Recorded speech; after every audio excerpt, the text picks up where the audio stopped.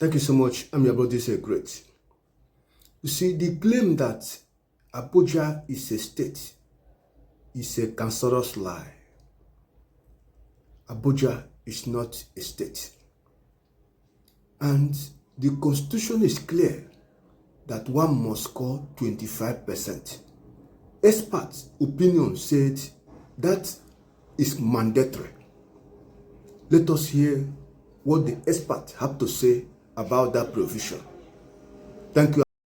It's not a state. The constitution says should be. In some circumstances, I made the point. I said it looks like a state for some consideration. It's not a state for some consideration. No state in this country is made law that is under the legislative competence of the National Assembly. But FCT is under the legislative competence of the National Assembly. No state in this country is run by a minister, a cabinet minister, reporting to Mr. President. So this is a federal territory, just like have Washington, D.C. The difference here is that our constitution has chosen to make this territory a place where to win you must have good trade. Now, if you look at the U.S. constitutional framework for declaring a winner, different states have weighted scores, which are historic experience. At the end of the day, it comes to a college represented by the House of Reps, not the Senate. So there is always peculiarity around constitutional definition for states. In Nigeria, that peculiarity arising from our history of divisiveness and the quest for FCT was to find a unifying factor.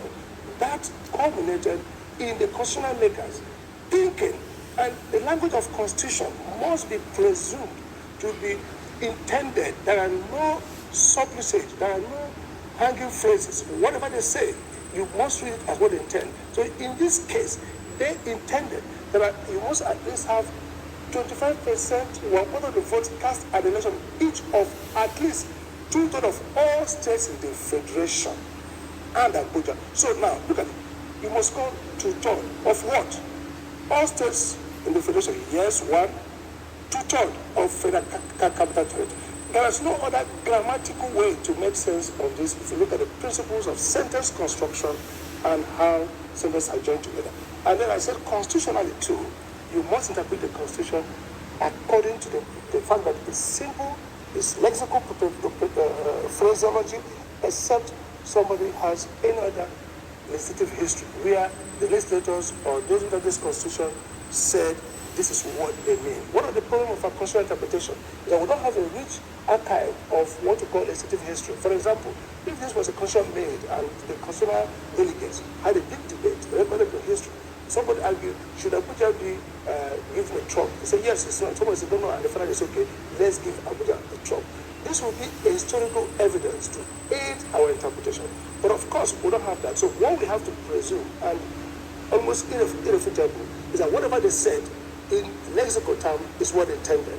And the point I'm making therefore is that saying Abuja is a state is not correct. Abuja is taken as a state in some respect, and in some respect, it's not a state. And the example he gave is he has a minister of federal character, federal capital territory, reporting to the president. He has a national assembly making law for it, whereas the states have state assemblies and governors. Right, so Dr. Abuja is a state. 2 points very clear here. What you said about constitutional interpretation, and you're right. See, when you say should be treated as a state for the purpose of benefits that states receive, and it listed those benefits that the High should treat Abuja as part of a state for different reasons, okay? But again, don't forget, in the same constitution, Abuja has many distinguishing features. Abuja does not have a governor, states have governors. Abuja is stated by the National Assembly, states are stated by state assemblies. So there are ample evidence that also in many ways the Constitution treats Abuja in some respect as different. Now back to the issue of that interpretation. Yes, Abuja is a state. It should be treated as a state, like you said, not a state. You said it should be treated as if it was a state. But it's a must-win state. What the question should ask ourselves, why should the Constitution designate one territory that should be taken as a state and said, for you to be a Nigerian president, you must win? Many people have argued that this is really a needless provision, and we can argue that maybe it should be taken out. But I'm saying the way we interpret constitutions every constitutional provision is taken, presumed to be meaningful and presumed to be what the writers intended, except there is any real literal absurdity. And I'm saying carefully to suggest that there is nothing irrational, illogical for a country that is seeking. By the way, many countries in the world, there are no requirements of tutor or such broad kind of inclusion. And that's why we say that constitutions are so generic. They are unique to themselves. They are an evolution. They speak about the historical contingencies and contemporary experience of a nation. Nigeria can even, for example, under Abacha's constitution, provided for multiple presidencies, provided for additional presidency. So the character of a constitution is unique to it. And so back to the question about asked, before you declare someone a winner, and that's what INEC is doing now, you collect the results, and then you validate those results. And when they are convinced that these results represent what they consider valid votes, if Mr. A has got highest majority vote, it's to determine, look at the total tabulation through Excel or whatever. The second question they will examine and determine is, has he got the spread? Now, it is then the internal officer, the INEC chairman, who will make that a rating and say, this section doesn't require me to look for 25% of 2/3 of all the Nigerian State of the Federation, including FCT, in which case he adds FCT as a 37 state, like you said, and does the mathematics, whether it comes to a fraction or a whole number, 24 point something, or 25 or 24. He checks it out, you have caused that qualification. He therefore declares whoever has those two twin qualifications as a pentalet. If he takes the reading, which the reading I'm saying is the correct literal reading of that constitutional text, if he says, what the constitution says is 2/3 of 25% of 2/3 of 36 states plus 25% of FCT, which in this case is reckoned as one of those states, but in this case designated extra as a must, not must win here, but you must show acceptability, 25% in the FCT. If he takes that view, then he will look at whether the man who has the majority vote and the guy who has these numbers have met this threshold, and then cumulatively, if he has met it, he will should be taken as a state. What that provision is seen several places in the way we treat FCT as a state. But don't forget also, when it says plus FCT, read that carefully. And the Supreme Court has said the way to interpret the constitutional text is literally, except there is any mischief or such literal interpretation creates absurdity. Now, if it says that a candidate who scores highest number at any election in accordance with section, so okay, if it says the federation plus, now it's not including. Plus means it's additional to what is provided. Plus does not mean including what is provided. Plus is additional. So what I'm saying is that there are two levels to look at it. The first is the grammatical level. That sentence, through a grammatical analysis, simply means A, there is conjunction brings two in I teach legal theory, I teach legal drafting, I teach in basic legal drafting. And the first will say what to call compound sentences, simple sentences, compound sentences, and complex sentences. Now, the thing about simple sentences are sentences where what we call subject and predicate is one. So you must win this. Okay. Compound sentences is when two simple sentences are joined together. So I've told you, grammatical analysis, that if the first says you have to have 25% in 2/3 of all the federation, one simple sentence, you have to win 25% of FCT. Another simple sentence. When you use a conjunction, you have created a compound sentences having one subject and two predicates. 1/2 of 25% of total states. 25% of FCT. The other references you made confirms that, because it says plus. So yeah, it's plus the FCT.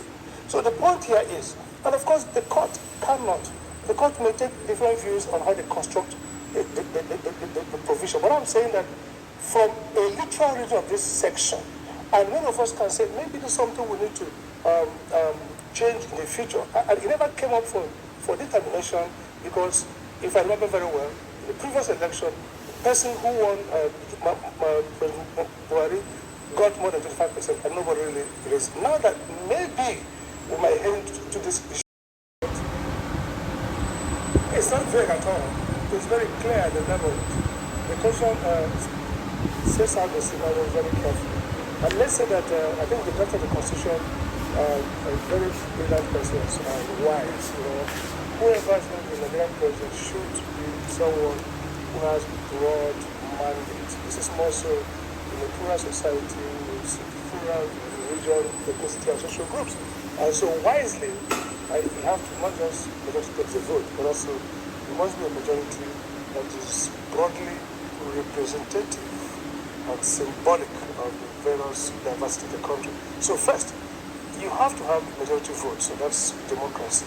But again, this is what we call in constitutional theory, super majoritarian. So not just a majority, but a majority that covers that captures several areas. So first, majority. Second, 25% of two-third states. Now, the only rider there is the constitutional language says highest number of votes cast at election. Also, not less than 1/4, 25% of vote cast at election of each of the at least 25, at least two-thirds of the 36 states and FCT. Now, the real problem, that's when you have the majority, you must also have 25% in two-thirds of the states. The issue here is two-thirds of the states, does it include FCT or an FCT? Now, if you look at the grammatical structure from a critical point of view, that sentence could be broken down to say you must go to 25% of two-thirds of the states, 1, 2, 25% of FCT. So the conjunction and means that all the state of the federation, one leg, 25% of FCT.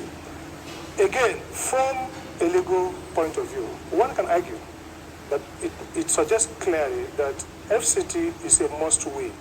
And what could be the reason for that? The reason is simple. Because FCT was conceived as a melting point. So if the objective of the constitutional molders is to have a presidency that captures the essence of Nigeria, then it reasons that FCT representing, don't forget, in 1976, the Archaeological Committee recommended this place as a kind of no man's land. Not that it has nobody, but a place will have center of the country geographically, a place that will have enough capacity to create if you like, a spectrum of Nigeria. And that's why the Aboriginal owners of this city were also pushed further off, compensated or not compensated. So the logic here, therefore, is that there's enough constitutional material. In the constitutional interpretation, we refer to what we call legislative history. What is the mind of those who crafted this constitution? And one can argue clearly that their mind is to have a president because of our history of ethnic domination.